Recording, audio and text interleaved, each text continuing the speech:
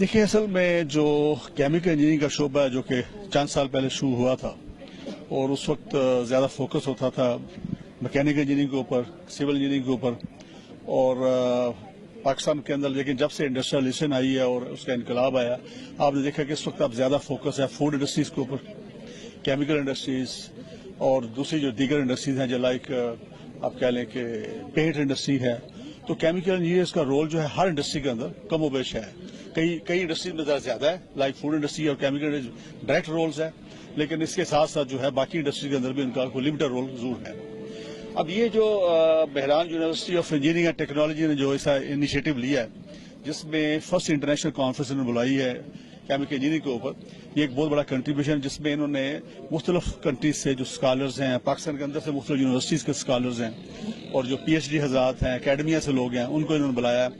और यहाँ के बैठ के ये सारे रिसर्च बेस्ड इनकी जो अपने असेसमेंट्स हैं उसके ऊपर कंक्लूजन्स हैं वो आपस में शेयर करेंगे और उनको मजीद रिफाइन करने की कोशिश करेंगे,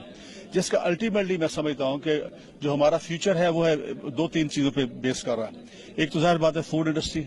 जो यहाँ पे इवॉल्व हो रही है, डेवलप हो रही है और हो चुकी है काफ़ी हद तक। At the same time environment issue है। एनवायरनमेंट जो है ये आप कह रहे हैं कि अगले सालों का बहुत बड़ा इशू है जिसको हमें फेस करना है, और स्पेशली जब कोल जनरेशन आ रही है यहाँ पे, तो कोल जनरेशन जो है एक तरफ तो हमें बिजली देगी, लेकिन एट द सेम टाइम हमें एनवायरनमेंट को भी उसके लिए कंपैटिबल बनाना पड़ेगा, यानी उसको इस तरह से हमें यूज करना पड़ेगा ताकि एनवायरनमेंट भी उससे हर्ट ना हो। तो इस लिहाज से मैं समझता हूँ कि जब भी कोई इस तरह की कॉन्फ्रेंस होती हैं